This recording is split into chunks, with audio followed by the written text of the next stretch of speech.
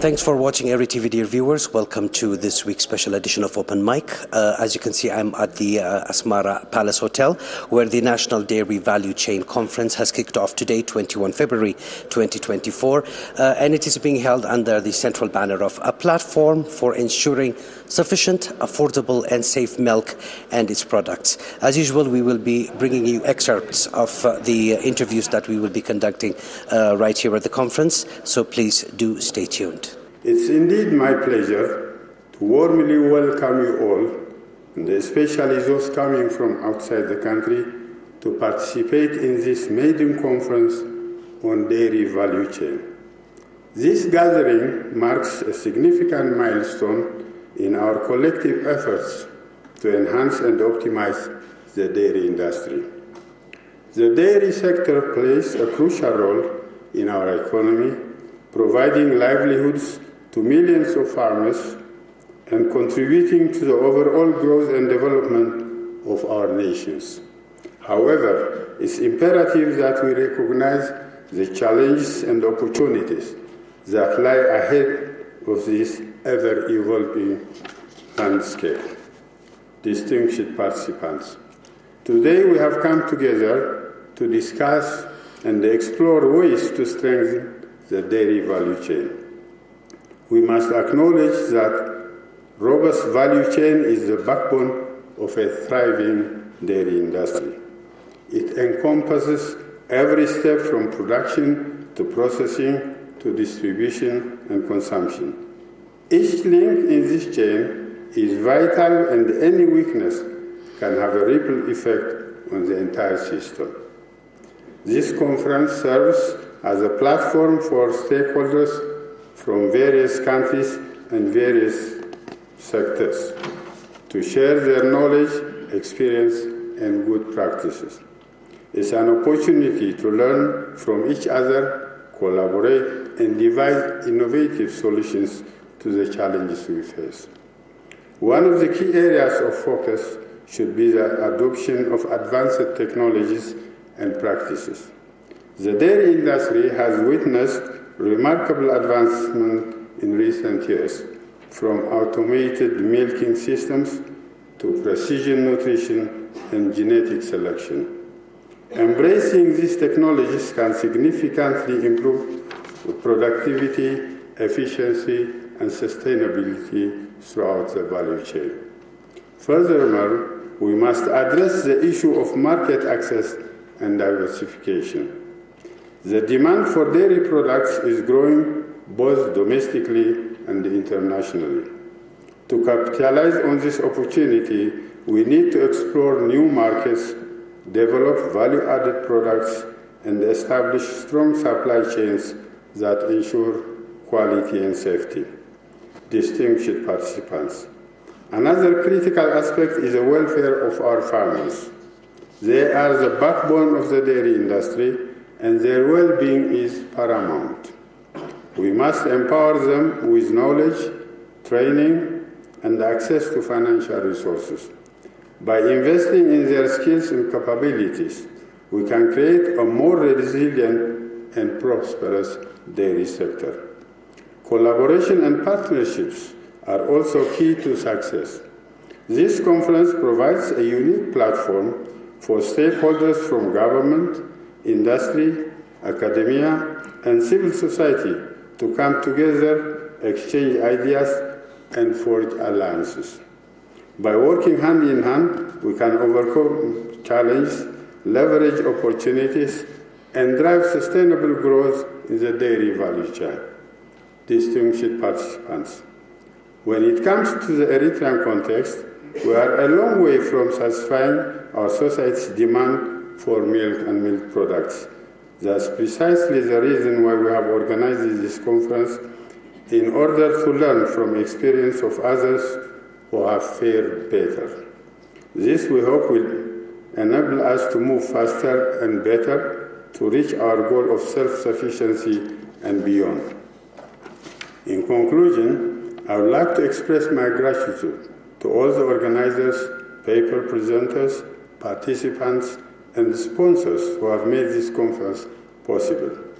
Your commitment to the dairy industry is commendable, and I am confident that the discussions and outcomes of this conference will pave the way for a stronger, more resilient and sustainable dairy value chain. This dairy value chain conference, the title of the project is Dairy Value Chain Conference, and the theme of the conference is to ensure sufficient, affordable, safe milk and its products. This is the theme. Its objective is, you see, to share experience, with international value chain experts. So at the moment, we have about 9 papers from inside Eritrea and 11 papers from outside. The outsiders are from Ireland, from Denmark, from India. The Indian experience is very, very important for us, and from South Africa, from Kenya, from Uganda, and some papers are also from UN, like IFAD and FAO. This conference is very, very important for us because, you see, we are planning now a strategic plan for about 4 or 5 years, for the coming 4 or 5 years. This will help us just to make a fine-tuning of what we can do. We can get a lot of experience and knowledge from this conference, and we can articulate this one in our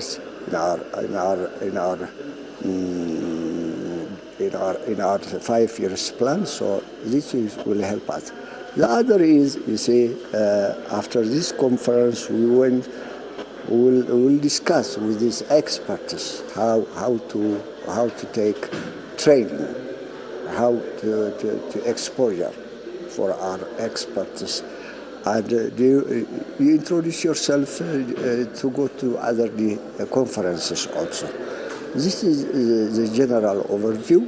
So totally, it will take 2 days.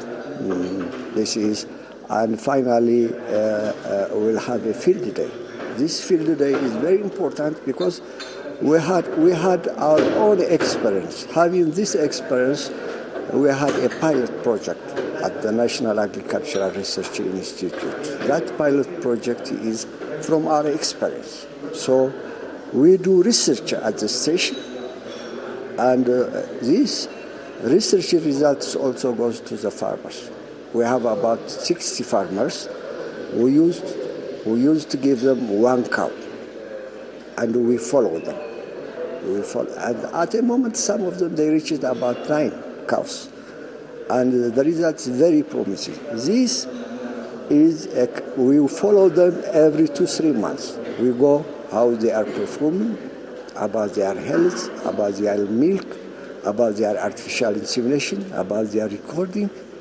And if there are some problems, they come to our station and we train them. So we give also medicaments, we give also forage species, all this. So this pilot is very successful, and we want to show to these outside advisors, so we'll discuss with them, and we'll shape this for a bigger one. This is a pilot. We are very pleased how to change farmers from the research, extension. It has training. It has different components inside. So we have motorcyclists. We follow, and we record, and we analyze. This is very, very important. So we'll show them, and finally, if there are some more advices, we'll shape ourselves. My name is Jørgen Henriksen. I'm from Denmark, and came actually first time to Eritrea 25 years ago on a dairy development program. I believe in conference like this one here is very important to bring together people from Eritrea with outsiders that can bring in the good experience from elsewhere. We have developing countries like Kenya that is here, that has done very well over the last 50 years with the smallholder dairy industry, and their experience could be very valuable for the Eritrean situation.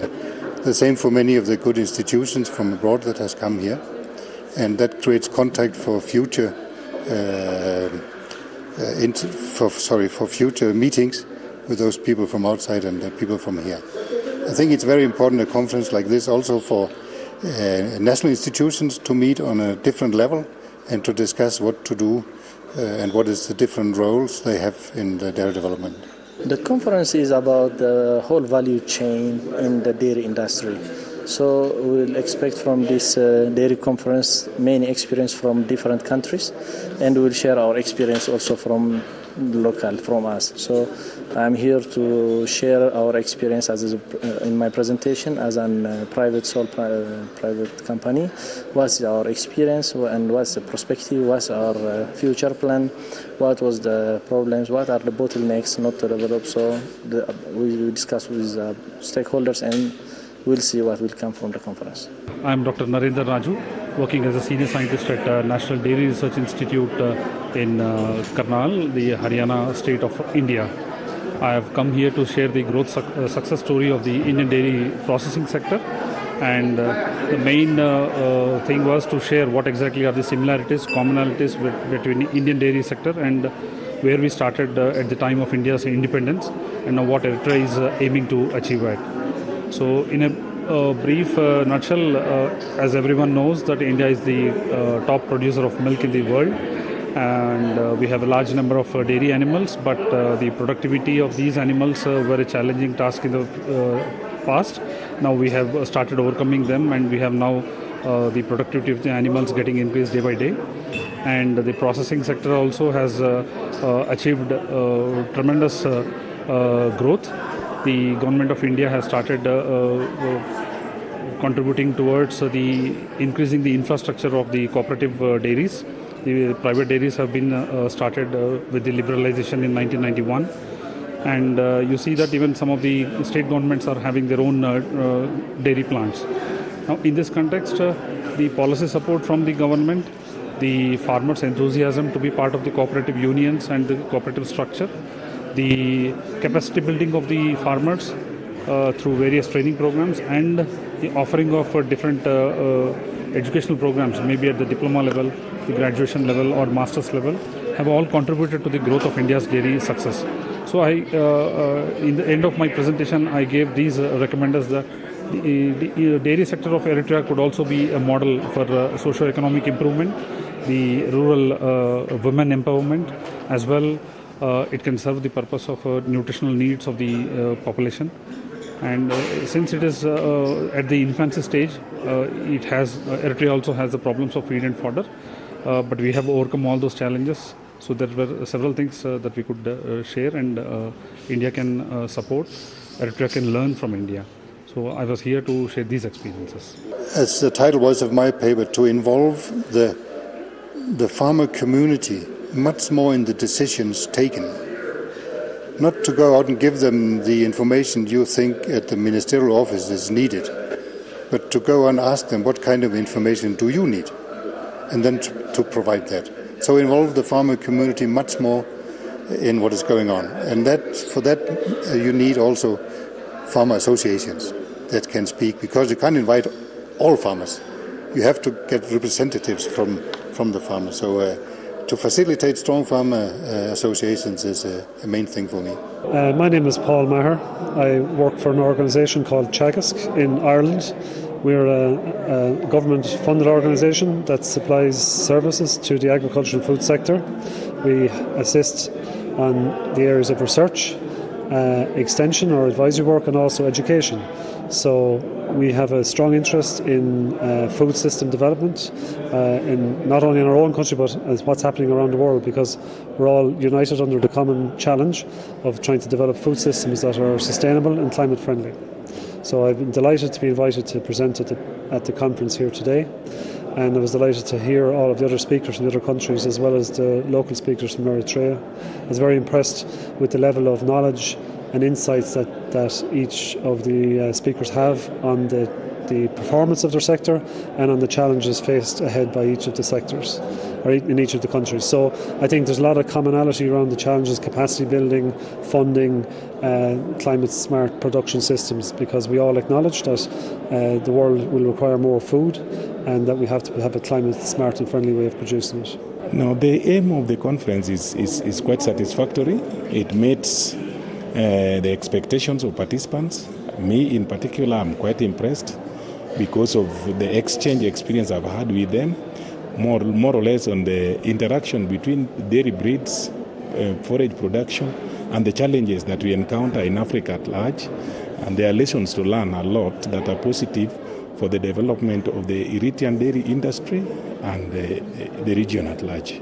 I can truly say we are on the starting point because of course, the 30 years of Ethiopian aggression in our country. In all times, the Italians really developed a good dairy industry in our country. We have a good resource of people and infrastructure on that. Especially, we have a good culture on consuming milk products. But within the last 30 years, it all was almost destroyed. From the 1991, of course, we were kids at that time, it was started, but especially the milk revolution in the dairy value chain starts from 2010, I can say in my experience. From 2010, significant growth is coming, but comparing to our neighbor countries and countries around, we are just in starting time. Now, looking at the processing ability of the milk, it's currently, I have learned that there are only 17 dairy plants here in Eritrea. But the major concern is the safety of the milk from the time it is being collected and it is processed in a way that it is supplying to the population. So one of the key things here would be maintaining the quality of the raw milk right from the delivery by the producers, and then having a cold chain and converting the milk into value-added products which are of the primary interest to Eritrea. And when the surplus of milk is available, or if there are certain opportunities, Eritrea can think of exporting same products which are close to neighboring countries of Eritrea. So I think these strategies can work. Yeah, well, and during my talk today, I presented 5 or 6 areas that I thought were of relevance. And again, it's in line with some of the work that's going on in the zero-funded project, the ERi-TV project that Lance O'Brien is coordinating. Some of the key areas there are capacity building, trying to ensure that we get a consistent low-cost forage-based production model for feeding the animals, and then ultimately trying to decide what type of breeding policy suits the animals that have to survive in this particular part of the world. So I think only the country itself can figure out that riddle, but I think there's lots of other countries are grappling with the same thing, and so there's lots of principles around design, work and analysis that can be of use to Eritrea. And I think one of the key things I think the project will do is will encourage people to look out and make connections with other colleagues who are facing similar challenges around the world. And in particular, we in Chagas, we were working with partners in Kenya and Tanzania as well. And one of our colleagues from Kenya is here at the conference today. So I think it's an opportunity for Eritrea to connect with those people and see how are they resolving the challenges that are ahead. Dairy in Kenya is largely small-scale farmers. It's dominated by small-scale farmers keeping just a few heads of cattle, and they have just small acreage of land, 1 to 3 acres of land, keeping 2 to 3 cows, and they are the guys producing 80% of the milk that goes into our processing industry. So it is quite an industry that creates employment for the population and also is addressing the food insecurity, food and nutrition insecurity challenges in the Republic. I was not knowing about the scale of this value chain conference in the beginning, but as the days were approaching, I learned that it's a very serious matter that Eritrea is discussing. I saw that the government initiatives are, they are very clear. The value chain approach is being taken, and support from the EU, the Desira project, and the collaborators from different countries, they're all helping. I mean, they are here to help the milk production of Eritrea to grow. So in this context, I see that fruitful deliberations are going on, and I also wish the conference more success at the end of this 2-day sessions. It will help us a lot in collecting ideas, and we can see our status, and we can understand our platform, where we are. Yes, you are right. There are some big elephant companies around. When you see in Africa, Kenya, and Sudan, Uganda, there is big milk industry, in the dairy industry. If you pass to the Red Sea, Saudi, there is huge milk industries. We are special in this case because we were colonized by Italians. We know Italian design cheeses, which are very expensive in the world. So we are unique in this. So we can beat the market in this line. We'll never think about huge productions, but we'll see niche market products, organic products, specific markets, and we can beat the market, I'm 100% sure, in Africa and in the Middle East. From my understanding of the climate here, there's different types of climate that are suited more to dairy than maybe other areas, but that within that there's definitely, from the presentation this morning from Iskender and his colleagues, it looks to me that there's a clear role for dairy in Eritrea. Normally one thinks capacity building of the smallholder farmers, that is technical training. But that is not all of it. The smallholder farmer is a business person. She or he has to realize what it is to run a business with dairy cows, selling milk every day and so on. So my conclusion in my presentation here was that we need a very simple but still all-inclusive recording scheme where the smallholder dairy farmers are recording all what they do on the dairy farm, how they feed, the cost, the milk production, what they sell, how they breed, everything, together with the extension officer coming every 2 or 3 months to discuss what has happened since last time and what should happen in the coming period, to do some follow-up. And secondly, my recommendation was to start building strong dairy farmer associations or cooperatives, whatever you want to call it, because the smallholder farmers has such small amount individually that no processor would be interested.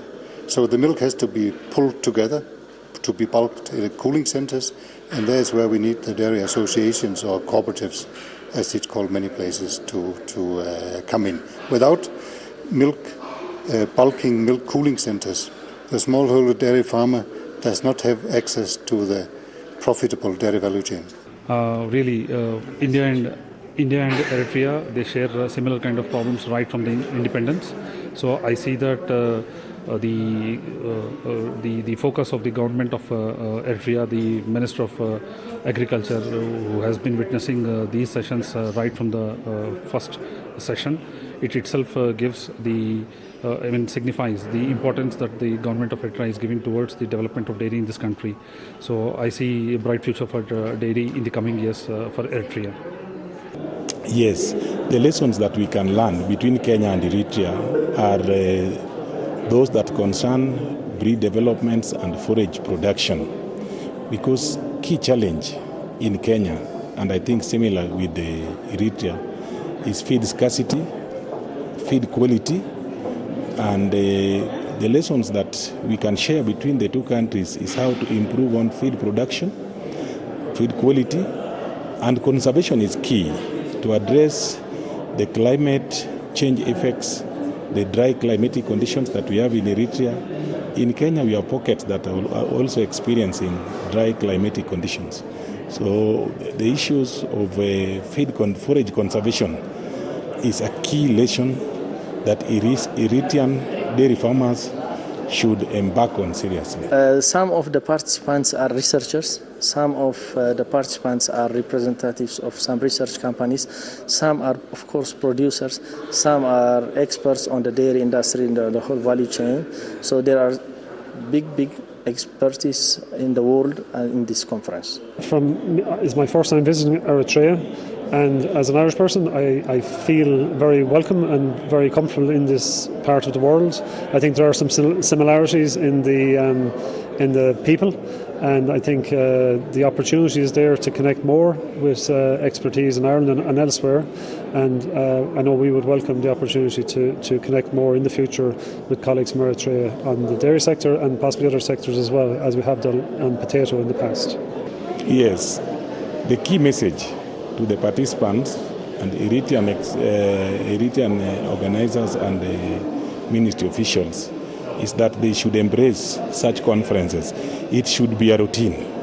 Can be an annual event or biannual event, because through such interactions we have a lot to exchange, to learn, to share. Thank you so much for your Pleasure. Thank you. Yes. We are on the right track. I can say from this conference, when I see and evaluate ourselves in this conference, we are on the right track. Of course, we have many ways to go, but we are on the right track and we are doing well. Dear viewers, that wraps up this week's Open Mic. It is good night from us until we see you tomorrow with the same content. So please do stay tuned also tomorrow, same time on ERi-TV.